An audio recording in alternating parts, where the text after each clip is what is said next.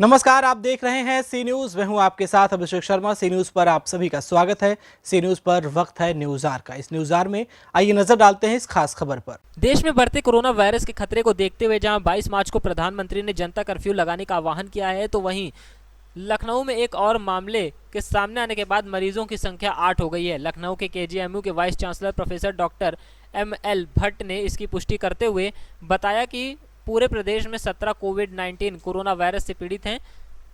इनकी जांच केएमयू में की गई थी। इनमें से 8 केजीएमयू में ही भर्ती हैं। उन्होंने बताया कि सबसे पहले एडमिट होने वाली एक महिला की स्थिति सामान्य हो गई है और उसकी जांच भी अब निगेटिव आई है। एक बार और उसकी जांच कराई जाएगी और निगेटिव आने पर उसको अस्पताल से छुट्टी दे दी जाएगी। प्रोफेसर भट्ट ने लोगों से अपील की है कि वह सावधानी बरतें और भीड़ वाले इलाके में जाने से बचें। सर, कितने मामले हैं, क्या है यहाँ पे? वर्तमान में किंग जॉर्ज मेडिकल यूनिवर्सिटी के हॉस्पिटल में 700 से ज़्यादा सैंपल्स की टेस्टिंग के लिए आ चुके हैं और जिसमें से हमारे यहाँ की लैब में 17 मामले कंफर्म कोरोना से पॉजिटिव पाए गए हैं। उन 17 मरीजों में से 8 मरीज हमारे विश्वविद्यालय के अस्पताल के कोरोना वार्ड में भर्ती हैं, जिनका यहाँ पर इलाज हो रहा है। हमारे यूनिवर्सिटी की जो लैब है उसकी प्रामाणिकता भारत सरकार के द्वारा कंफर्म डायग्नोसिस देने के लिए उत्तर प्रदेश और उत्तराखंड दोनों प्रदेशों के लिए अधिकृत है और उस कार्य को दिन रात यहाँ पर चिकित्सक और नर्सिंग स्टाफ, पैरामेडिकल टेक्नीशियन सब मिल करके ये काम कर रहे हैं। लैब में प्रतिदिन 50 से 60 तक सैंपल आ रहे हैं, उनकी डायग्नोसिस की जा रही है और पॉजिटिव मरीजों को उनको भर्ती करके इलाज करने की सुविधा, और जो उनसे एक्सपोज्ड हैं उनको 2 हफ्ते का क्वारंटाइन के लिए सलाह दी जा रही है। सर, जो भर्ती हुए हैं उनकी स्थिति क्या है इस वक्त? क्या पोजीशन इम्प्रूव किया नहीं किया? हमारे लिए बड़े सौभाग्य की बात है कि जो हमारा पहला मरीज भर्ती हुआ था, कनाडा से आई हुई एक महिला चिकित्सक, उनकी कल रात में जो रिपोर्ट थी वो निगेटिव आ गई है।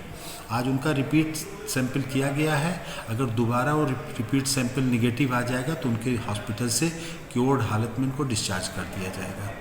सर, एक आज नया मामला आया है, जो एक सिंगर हैं वो जगह जगह गई और तो ऐसे लोगों के लिए क्या कहना चाहेंगे आप?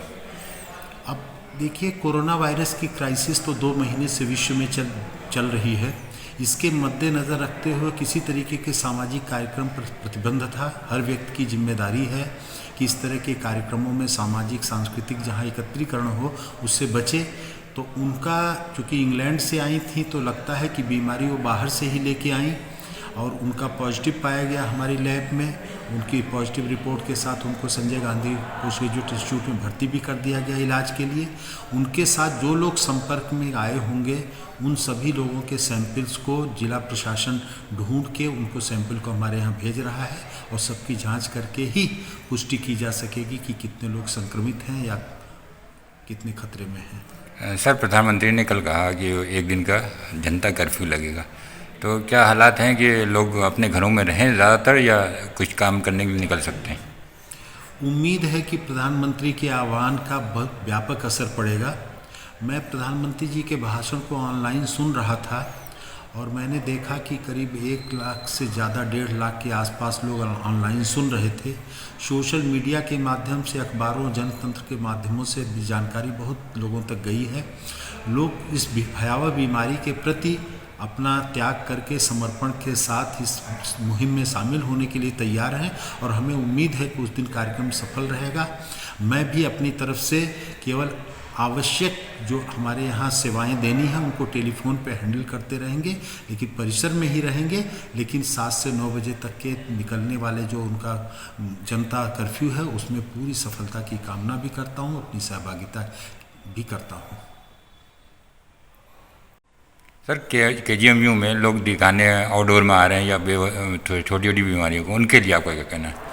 इसके बारे में प्रधानमंत्री जी का स्पष्ट विचार था कि जिनको सामान्य बीमारियां हैं या जिनको इलेक्टिव सर्जरी की आवश्यकता है वो केवल आकस्मिक इलाज के लिए या इमरजेंसी इलाज के लिए केवल अस्पतालों में विजिट करें। ये इस देश के समस्त अस्पतालों के लिए उनकी अपील है। लेकिन मैं किंग जॉर्ज मेडिकल यूनिवर्सिटी की तरफ से ये अपील करना चाहता हूँ कि चूँकि यहाँ पे कोरोना का भी एक नोडल डायग्नोसिस और ट्रीटमेंट का सेंटर है, तो लोग कम से कम आए यहाँ पर, ये उनके हित में है और इस बीमारी को फैलने से रोकने में उनका ये योगदान बहुत बड़ा योगदान होगा। और अपनी छोटी मोटी समस्याओं को अपने आसपास के चिकित्सकों को दिखा करके 1 महीने तक कम से कम यहाँ आने से बचें। जब महामारी से मुक्ति मिल जाएगी तो पुनः यहाँ पर आएँ और केवल इमरजेंसी ट्रीटमेंट के लिए यहाँ पर आएँ, तो उनके हित में और समाज के हित में भी यही होगा। तो ये मेरी अपील है कि लोग इसका पालन पूरी ईमानदारी के साथ करें और बहुत बहुत समाज का धन्यवाद भी रहेगा इस सहयोग के लिए। जो ग्रसित नहीं है सर, वो फिलहाल क्या करें ऐसे उपाय जो सुरक्षित रहें? जो सुरक्षित रहने के लिए जो सबसे बड़ा उपाय है वो सोशल डिस्टेंसिंग बताया जा रहा है। सोशल डिस्टेंसिंग कि किसी से भी समाज में कोई भी संक्रमित हो सकता है, इसकी आशंका से इनकार नहीं किया जा सकता है। तो लोगों से कम मिलें, कम से कम आवागमन करें, यात्रा न करें, कहीं हवाई जहाज़, ट्रेन, बस से यात्रा न करें। और दूसरा, बार बार हाथ को साफ करते रहें, धुलते रहें। और मुंह पे छींक, खांसी, जुकाम होता है तो उसका समुचित इलाज कराएं, क्योंकि कोई भी बीमारी इसी तरीके से बीमारी होती है। इसके प्रमुख लक्षणों को ध्यान में रखना है कि इसमें ज़्यादातर मरीजों को बुखार के साथ सूखी खांसी आती है, सांस फूल सकती है और कमजोरी के लक्षण आते हैं। छोटी मोटी समस्याएं और भी हो सकती हैं, नाक का बहना, पेट में दर्द होना या भूख का न लगना, तो ये सब लक्षण होते हैं। लेकिन इन लक्षणों के आधार पर कोई डायग्नोसिस नहीं बन सकती है। लेकिन ये लक्षण होते ही सतर्क हो जाने की आवश्यकता है, तभी इस महामारी से सब खुद को बचाया जा सकता है और समाज को बचाया जा सकता है। लखनऊ से सी न्यूज़ संवाददाता अली नकी की रिपोर्ट। सी न्यूज़ के इस न्यूज़ार में फिलहाल इतना ही। देश और प्रदेश की तमाम बड़ी खबरों को जानने के लिए आप बने रहिए हमारे साथ और देखते रहिए सी न्यूज़। हर खबर आपके साथ, आपके हाथ।